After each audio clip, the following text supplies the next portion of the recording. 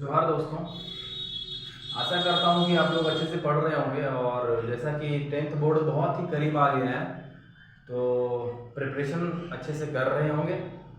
और जो नहीं कर रहे हैं वो अच्छे से कीजिए, क्योंकि टेंथ बोर्ड बहुत ही नज़दीक आ गया है। अब ज़रा सा भी टाइम नहीं बचे आपके पास। तो उसी में हम भी सोच रहे हैं कि जितना जल्दी हो सके, जितना भी टॉपिक अपलोड कर पाते हैं जल्दी जल्दी अपलोड करते हैं, ठीक है। तो आज हम लोग जो टॉपिक पढ़ने वाले हैं क्लास 10th का फिजिक्स का हम लोग पढ़ने वाले हैं, जो है magnetic effect of electric current. Magnetic effect of electric current आज हम लोग पढ़ेंगे, ठीक। इसमें एक वर्ड के बारे में हम लोग जानेंगे, जो है इलेक्ट्रोमैग्नेटिज्म। इलेक्ट्रोमैग्नेटिज्म, देखिए इससे पहले जो चैप्टर है वो है इलेक्ट्रिसिटी, और उसमें हम लोग पढ़ चुके हैं heating effect of electric current. याद होगा, heating effect of electric current वहां पे हम लोग पढ़ चुके थे। तो यहाँ पे हम लोग पढ़ेंगे इलेक्ट्रिसिटी का मैग्नेटिक इफेक्ट, ठीक है। तो जिन बच्चों ने इलेक्ट्रिसिटी चैप्टर नहीं पढ़ा है तो घबराने की बात नहीं है, जो वो चैप्टर नहीं भी पढ़े हैं उनको भी ये चैप्टर पूरा समझ में आने वाला है, ठीक है। तो घबराने की बात नहीं है। तो यहाँ पे हम लोग एक वर्ड देख रहे हैं इलेक्ट्रोमैग्नेटिज्म, जो इलेक्ट्रिसिटी और मैग्नेटिज्म से मिलके बना हुआ है।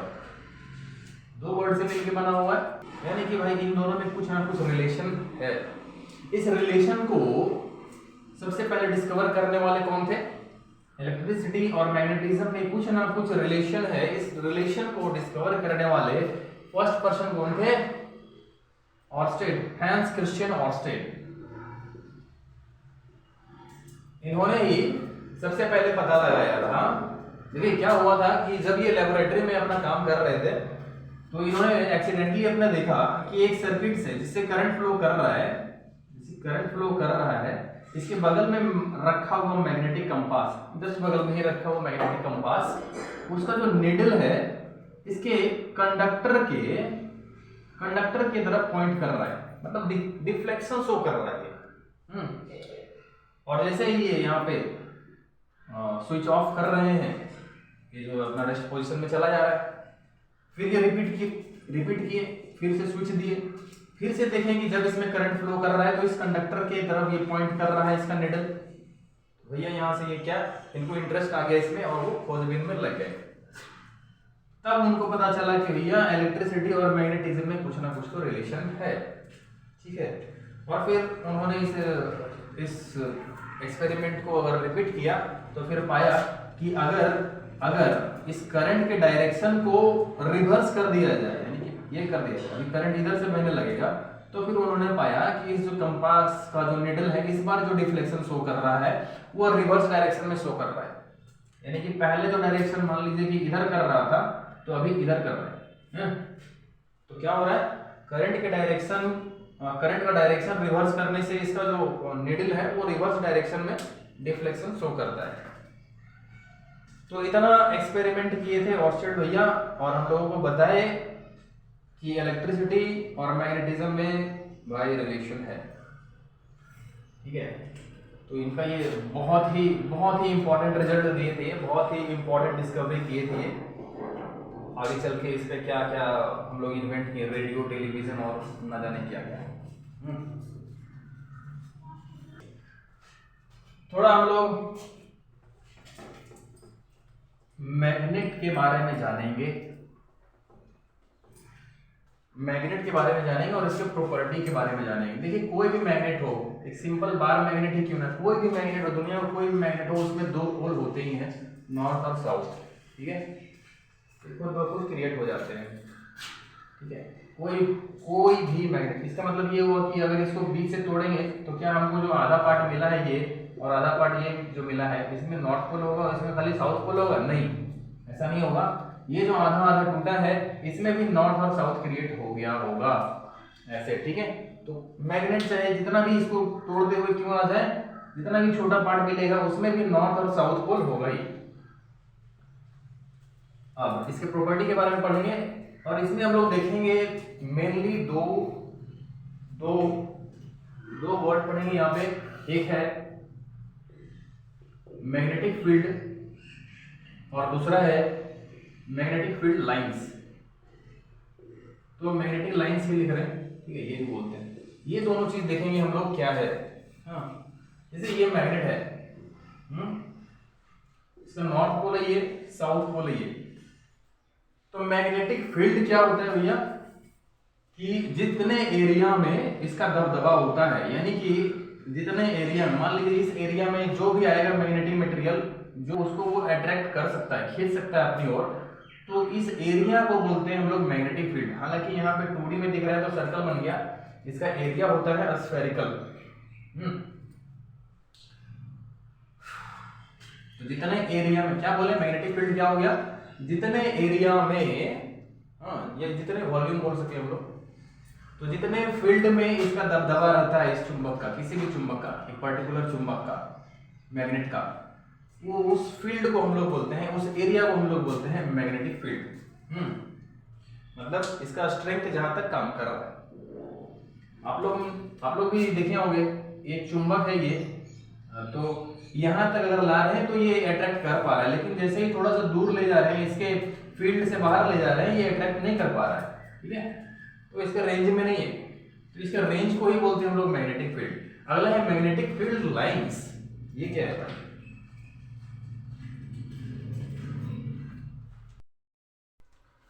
मैग्नेटिक फील्ड लाइंस क्या होते हैं? हर मैग्नेट में एक इमेजिनरी लाइंस ऐसे क्रिएट हो जाते हैं। इमेजिनरी लाइंस हम लोग पाथ भी बोल सकते हैं इसको, इस तरह से इमेजिनरी लाइंस। पहला वाला मिटाना भूल गया रे बाबा, इसको ऐसे मिटा देते हैं, ज्यादा गड़बड़ लग रहा है। चलिए ऐसा इमेजिनरी लाइंस देखिए, ऐसे निकल रहा है, ऐसे घुस रहा है, हाँ, ऐसे बहुत सारे, जितना रेंज होगा इसका उतना। तो ये जो लाइंस निकल रहे हैं यहाँ से यहाँ मर्ज कर रहे हैं, इनको बोलते हैं मैग्नेटिक फील्ड लाइंस। ये चीज आप लोग लेबोरेटरी में एक्सपेरिमेंट के दौरान देखे होंगे, जब आयरन के पाउडर को चुंबक के अगल बगल रखते हैं तो इस तरह का लाइन वहां पे क्रिएट होता है। उन लाइंस को बोलते हैं हम लोग मैग्नेटिक लाइंस। ये इमेजिनरी लाइंस है, ठीक है।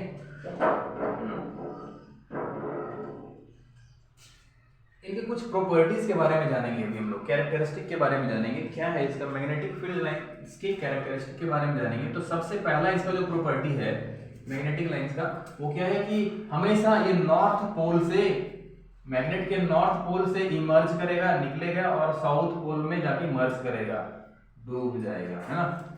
यानी कि नॉर्थ से साउथ हमेशा इसका डायरेक्शन होता है, ठीक है।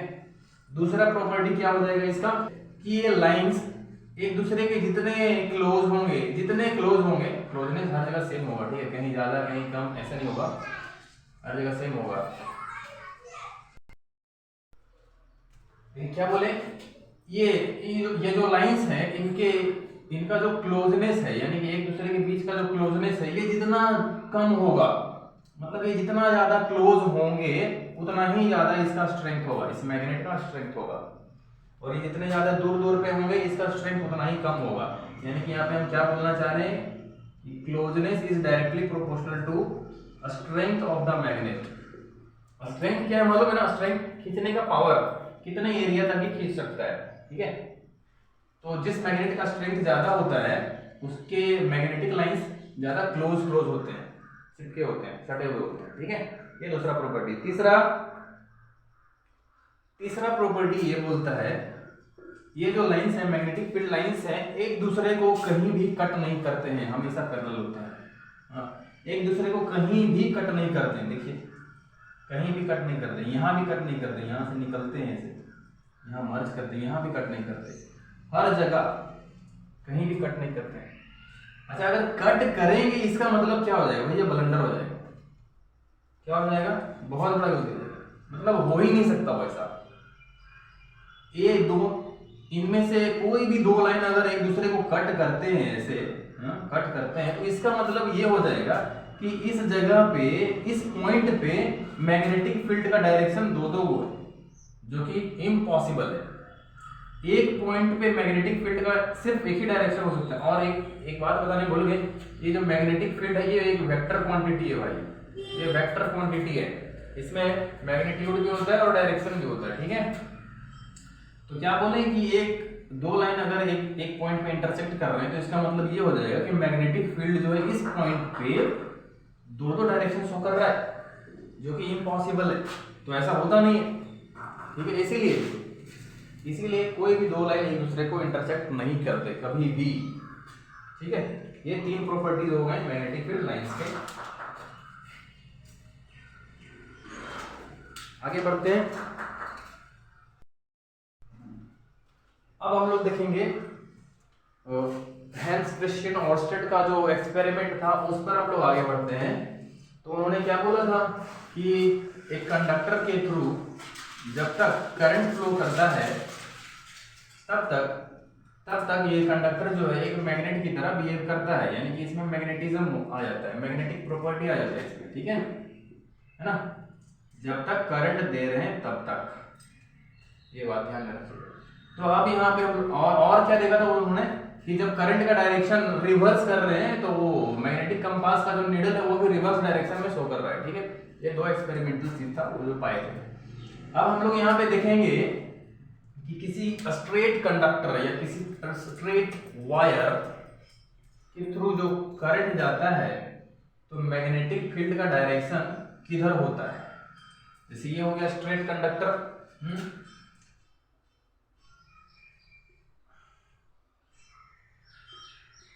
ऐसा है। ये स्ट्रेट कंडक्टर है, इससे करंट बह रहा है अभी।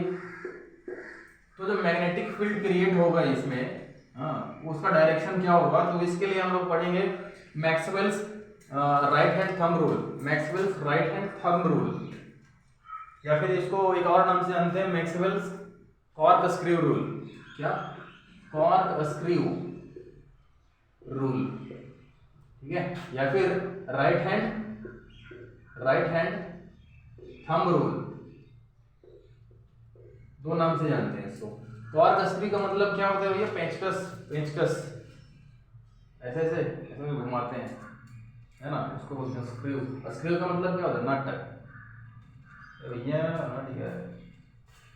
तो इसमें क्या हम लोग देखते हैं कि अगर डायरेक्शन करंट का इधर है, करंट का डायरेक्शन इधर है, तो क्या करेंगे, करंट के डायरेक्शन में अगर हम लोग थंब स्ट्रेच करते हैं तो बाकी जो चार फिंगर का कर्ल बनता है, कर्ल जिसको बोलते हैं कर्ल, तो जो कर्ल बनता है वो मैग्नेटिक फील्ड का डायरेक्शन शो करता है, ठीक है। इस डायरेक्शन में देखिए स्ट्रेच किए हैं अंगूठा थंब, तो कर्ल जो है ऐसे बन रहा है एंटी क्लॉकवाइज। तो यहाँ पे जो मैग्नेटिक फील्ड क्रिएट हो रहा है वो एंटी क्लॉकवाइज हो रहा है, ठीक है।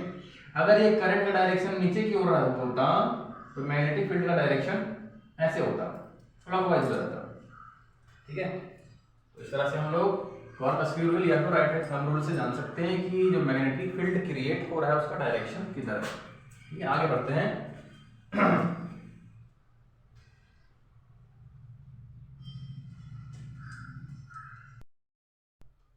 अच्छा, ये तो हो गया भैया स्ट्रेट कंडक्टर के लिए। ये स्ट्रेट कंडक्टर में अगर करंट फ्लो करवाते हैं तो हम लोग ऐसा मैग्नेटिक फील्ड पाते हैं। लेकिन अगर इसी स्ट्रेट कंडक्टर को एक लूप बना दिया जाए, यानी कि गोल कर दिया जाए और इसमें करंट दे दिया जाए, तब क्या होगा भाई? हाँ, यानी कि ये टॉपिक हम लोग पढ़ रहे हैं magnetic field due to current carrying conductor in circular loop, ठीक है। सर्कुलर लूप में क्या हो जाएगा, यहाँ पे भी अगर हम लोग राइट हैंड थंब रूल लगाएंगे तो किसी भी पॉइंट पे अगर लगाएंगे, मान लीजिए यहाँ पे, तो यहाँ पे ऐसे करंट इस डायरेक्शन में जा रहा है, तो जो मैग्नेटिक फील्ड क्रिएट हो रहा होगा ऐसे होगा, एंटी क्लॉकवाइज होगा, ठीक है। यहाँ पे लगाएंगे तो करंट ऐसे आ रहा है, यहाँ पे मैग्नेटिक फील्ड का डायरेक्शन इधर होगा, ऐसे होगा। किसी भी पॉइंट पे लगाएंगे, किसी भी पॉइंट पे हम लोग पता कर सकते हैं मैग्नेटिक फील्ड लाइंस का, मैग्नेटिक फील्ड का डायरेक्शन किधर है, ठीक है। एकदम सेंटर पे क्या होता है, मैग्नेटिक फील्ड लाइन जो होता है पूरा स्ट्रेट हो जाता है, फिर इधर आते आते इधर क्लोज होते जाते हैं, मतलब ऐसे सर्कुलर होते जाते हैं। तो यहाँ पे सर्कुलर होते जाते हैं ऐसे, ठीक है। तो एकदम सेंटर में क्या हो जाएगा, स्ट्रेट लाइन हो जाएगा, मैग्नेटिक फील्ड लाइन जो होगा पूरा स्ट्रेट होगा। ठीक है, अच्छा ये तो सिर्फ एक लूप था।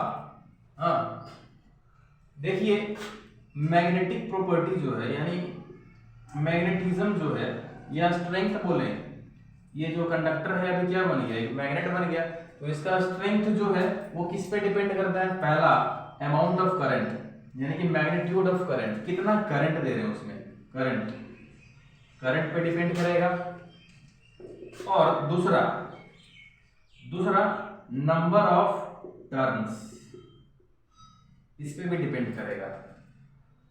जो स्ट्रेंथ होता है किसी भी इलेक्ट्रोमैग्नेट का या मैग्नेट का, वो दो चीज पे डिपेंड करेगा, एक तो करंट कितना दे रहे हैं, दूसरा उसमें टर्न्स कितने हैं। ठीक है, तो यहाँ पे सिर्फ एक ही टर्न है, अगर इस टर्न को बढ़ा दिया जाए, मल्टीपल टाइम्स इसको टर्न दे दिया जाए, तो क्या हो जाएगा, नंबर ऑफ टर्न्स बढ़ जाएगा, तो यहाँ के स्ट्रेंथ भी इसका बढ़ जाएगा। या फिर अमाउंट ऑफ करंट अगर ज्यादा दे रहे हैं तब भी इसका स्ट्रेंथ बढ़ जाएगा। तो दो तरह से हम लोग स्ट्रेंथ बढ़ा सकते हैं इलेक्ट्रोमैग्नेट का। ठीक है, तो अब हम लोग वही देखने वाले हैं, नेक्स्ट वही है, क्या है नेक्स्ट, जब इस लूप को, इस सर्कुलर लूप को मल्टीपल टर्न दे दें, यानी कि एक सोलेनॉइड बना दें। देखिए ये कार्डबोर्ड है, इसके ऊपर हम लोग लपेट देंगे ऐसे, या कैसे, चलिए ऐसे मान, ये क्या है, ये इंसुलेटेड कॉपर वायर को यहाँ पे लपेट दिए ऐसे। समझ में आ रहा है ये क्या बन रहा है, एक कार्डबोर्ड है जिसके ऊपर हम लोग इंसुलेटेड वायर, कॉपर वायर को ऐसे ऐसे लूप बनाकर लपेट दिए। ठीक है, ये पॉजिटिव है, ये नेगेटिव है। अब क्या हो रहा है, यहाँ पे नंबर ऑफ टर्न्स बढ़ गया, तो नंबर ऑफ टर्न्स बढ़ गया तो इसका मैग्नेटिक प्रॉपर्टी भी बढ़ गया होगा, यानी कि स्ट्रेंथ बढ़ गया होगा। या फिर स्ट्रेंथ बोले दो तरह से बढ़ा सकते हैं, एक तो नंबर ऑफ टर्न्स बढ़ा के, या फिर अमाउंट ऑफ करंट बढ़ा के। ठीक है, तो इसी को बोलते हैं हम लोग सोलेनॉइड। ये जो बना है, ये चीज जो बना है, इसको बोलते हैं हम लोग सोलेनॉइड। ये सिलिंड्रिकल है, ठीक है, और सर्कुलर लूप है मल्टीपल टाइम्स, इसको बोलते हैं सोलेनॉइड। क्या होता है, हर टर्न में करंट का डायरेक्शन सेम होता है, तो करंट का डायरेक्शन सेम होने से क्या होता है, मैग्नेटिक फील्ड जो क्रिएट होता है वो मल्टीप्लाइड हो जाता है। ठीक है, ये हो गया सोलेनॉइड। अच्छा, इसके अंदर ये तो था एक सिलेंडर, तो इसके अंदर अगर एक सॉफ्ट आयरन रॉड प्लेस कर देते हैं, ये आयरन रॉड है, सॉफ्ट आयरन रॉड, इसके अंदर अगर एक सॉफ्ट आयरन रॉड प्लेस कर देते हैं, तो अभी जो ये बना है इसको बोलते हैं हम लोग इलेक्ट्रोमैग्नेट। ये अभी जो बन के तैयार हुआ है पूरा सेटअप, इस पूरे सेटअप को बोलते हैं इलेक्ट्रोमैग्नेट। ठीक है, इस वीडियो में इतना ही पढ़ेंगे। आगे का जो पार्ट है, आगे का जो है इलेक्ट्रोमैग्नेटिक इंडक्शन, EMI, मोटर और जनरेटर, इन तीनों के बारे में हम लोग पढ़ेंगे नेक्स्ट वीडियो में, नेक्स्ट पार्ट में। तो इस वीडियो में इतना ही।